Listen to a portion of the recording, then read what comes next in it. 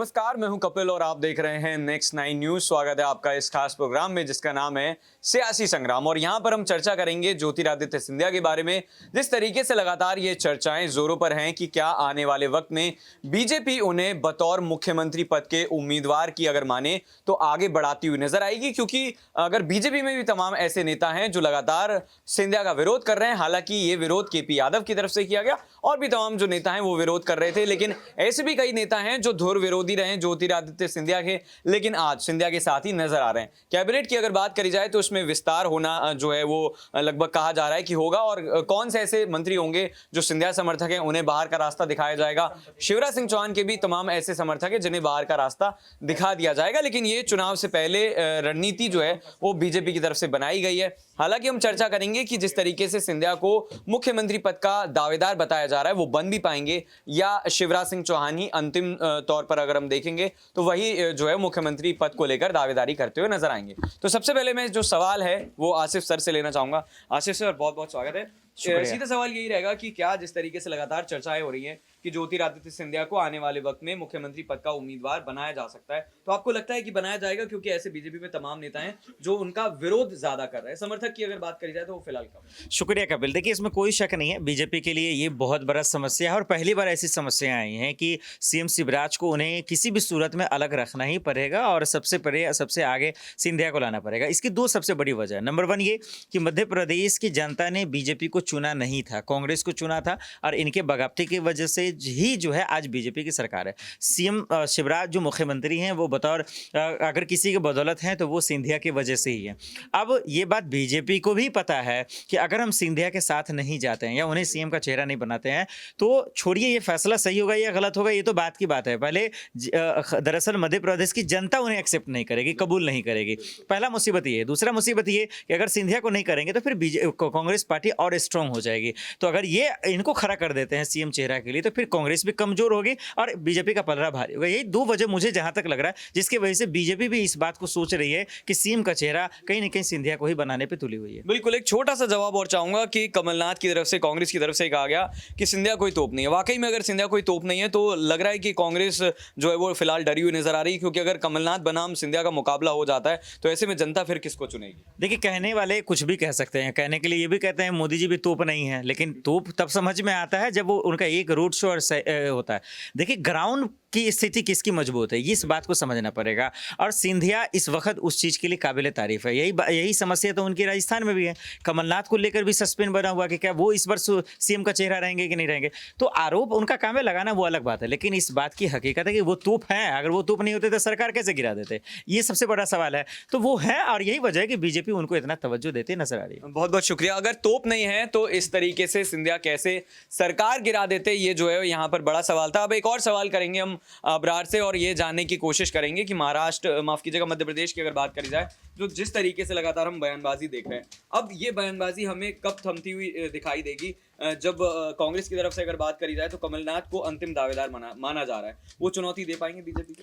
देखिए, जिस तरीके से कमलनाथ लगातार मध्य प्रदेश में खास करके जो सिंधिया घराने का एक राजनीतिक गढ़ माना जाता है, वहाँ पर जाकर के चुनाव प्रचार प्रसार करना ग्वालियर और चंबल के इलाके में, तो ये कहीं ना कहीं ज्योतिरादित्य सिंधिया को सीधे तौर पर एक बड़ी चुनौती पेश करना है। और ये बात तय है कि राजनीतिक रूप से, राजनीतिक हैसियत के लिहाज से अगर देखा जाए तो ज्योतिरादित्य सिंधिया इस वक्त बेहतर स्थिति में है अगर कमलनाथ के मुकाबले में बात की जाए। और यही वजह है कि अभी कांग्रेस पार्टी के पास कोई उस तरीके का युवा चेहरा नहीं है मध्य प्रदेश की सियासत में जिसके दम पर, जिसके बलबूते मध्य प्रदेश में कांग्रेस पार्टी जो है वो सत्ता में वापसी कर पाए। हालांकि बीजेपी के भीतर भी कई इस तरीके के विवाद हैं। मुख्यमंत्री पद को लेकर के कई ऐसे बड़े चेहरे हैं जो खुद को इस पद का दावेदार मानते हैं, क्योंकि सीएम शिवराज सिंह चौहान जितने लंबे समय तक मध्य प्रदेश के मुख्यमंत्री रहे, जाहिर सी बात है कि कई नेता ऐसे हैं जो लगातार ये कह रहे हैं कि अब उनकी जगह किसी और को जो है इस बड़े पद की जो है कमान सौंपनी चाहिए। लेकिन अब ये देखना होगा कि बीजेपी का चुनाव के समय पर क्या फैसला आता है और क्या वाकई ज्योतिरादित्य सिंधिया इस लड़ाई में सबसे आगे खुद को रख पाते हैं। अभी तक अगर देखा जाए तो पार्टी के साथ जुड़ने के बाद लगातार उनके कद में जो है इजाफा ही देखने को मिला और पार्टी के भीतर कांग्रेस कांग्रेस पार्टी से जाने के बावजूद भी जो एक मजबूती होनी चाहिए वो बीजेपी में इस वक्त भी ज्योतिरादित्य सिंधिया ने अपनी बना रखी है, कायम रखी है। तो जाहिर सी बात है कि उसका उनको राजनीतिक रूप से कुछ ना कुछ लाभ ज़रूर मिलता है, नजर आएगा। बिल्कुल, राजनीतिक लाभ जरूर मिलता हुआ नजर आएगा। अब एक और सवाल जो है हम कशिश से लेंगे। कशिश, जिस तरीके से हम अगर देखें तो राजनीति में लड़ाई होती है, बयानबाजी का दौर होता है, लेकिन कभी भी जो जैसे उनके घराने के लोग होते हैं उनका नाम नहीं लिया जाता। 1857 की क्रांति का जिक्र करते हुए केपी यादव ने परिवार पर निशाना साधा। तो ये कहाँ तक सही है, क्योंकि ऐसी चीजें जो है वो एक ही पार्टी यानी कि बीजेपी के नेता हैं और अपने ही नेता पर इस तरीके की बयानबाजी कर क्योंकि रहे थे। यहाँ पर कपिल बहुत सारे नेता ऐसे थे जो ज्योतिरादित्य सिंधिया को गद्दार कहते नजर आए थे, जिन्होंने कहा था कि एक नेता जब एक पार्टी से बगावत कर देता है तो कैसे उस पर विश्वास किया जा सकता है कि वो इस पार्टी से नहीं करेगा। और नॉर्मल सी बात है कि अगर इस पार्टी में उन्हें मौका नहीं दिया जाता, अगर उन्हें सीएम बनना है तो नॉर्मल सी बात है कि वो अलग पार्टी बनाते हुए भी नजर आ सकते, इस्तीफा देते नजर आ सकते हैं। लेकिन जिस तरीके से जो हाल उन्होंने कांग्रेस पार्टी का किया था वो बीजेपी पार्टी का हाल नहीं करेंगे। अगर उनको नाराजगी होगी तो वो उसको बताएंगे, उस बात को जाहिर करेंगे, जिस तरीके से उन्होंने बैठक में किया भी था। तो वही बात है। और यहाँ पर रही कि आपने कहा कि पार्टी के जो लोग हैं वही उन पर निशाना साध रहे, तो ये वो लोग हैं जिनको कहीं ना कहीं जलन होती है कि अगर कोई नेता बगावत करके आया और अचानक से 2-4 महीने या साल बाद आप उसको बड़ा पद दे देंगे या कोई बड़ी जिम्मेदारी दे देंगे तो कहीं ना कहीं वो जलनपन नजर आएगा। और केपी यादव के साथ भी कुछ ऐसा ही हुआ है। बिल्कुल, एक आखिरी सवाल और हम लेंगे। दीपक मेरे साथ हैं।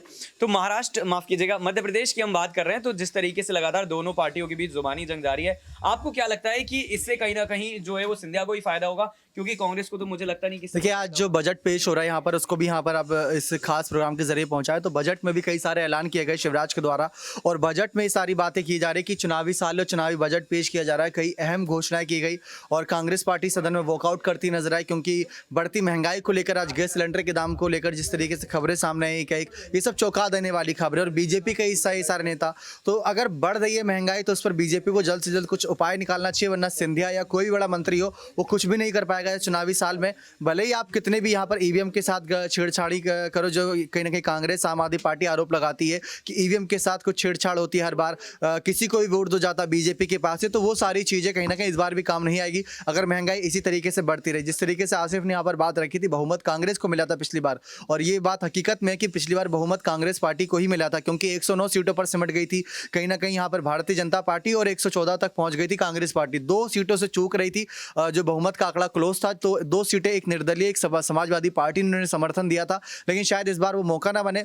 लेकिन जो करीब 23 विधायक सिंधिया के साथ हैं वो थोड़ा यहाँ से मौके से पीछे हटते नजर आए। लेकिन ये बात तो तय है कि सिंधिया जिस तरफ गए उस तरफ पार्टी की सरकार बनती नजर आई। लेकिन ऐसा नहीं है, अगर ऐसा भी होता तो पिछले 15 साल से जब शिवराज की सरकार लगातार रिपीट हो रही थी तो वहां पर भी सिंधिया अपना कमाल दिखा सकते, तब भी सिंधिया वहां पर मौजूद थे। उन्होंने ये कहा कि जब भ्रष्टाचार बढ़ेगा या जब महंगाई, ऐसे कुछ मुद्दे आएंगे तो मैं पार्टी के खिलाफ मोर्चा खोलूंगा, और महंगाई का मुद्दा इस समय सबसे ज्यादा चर्चाओं में है। तो अब सिंधिया के कदम का इंतजार रहेगा, क्या वो बीजेपी के खिलाफ ही जाते हैं या बीजेपी में रहते महंगाई कम करते हैं। बिल्कुल, तो ये देखने वाली बात होगी। बहुत बहुत शुक्रिया इन तमाम सवालों का जवाब देने के लिए। तो अब ये देखना लाजमी होगा कि सिंधिया जिस तरीके से लगातार हमने देखा कि उन्होंने कांग्रेस की भी सरकार गिराई, और ऐसा भी हो सकता है कि वो बीजेपी के खिलाफ जाते हुए नजर आए। हालांकि मुख्यमंत्री पद को लेकर दावेदारी की जिस तरीके से हम लगातार चर्चा कर रहे थे, तो कई लोगों ने कहा कि उन्हें बनाया जा सकता है, और हो सकता है कि वो शिवराज सिंह चौहान के खिलाफ जो है वो बगावत करते हुए भी नजर आए। फिलहाल इस खास पेशकश में इतना ही। देखते रहिए नेक्स्ट 9 न्यूज़।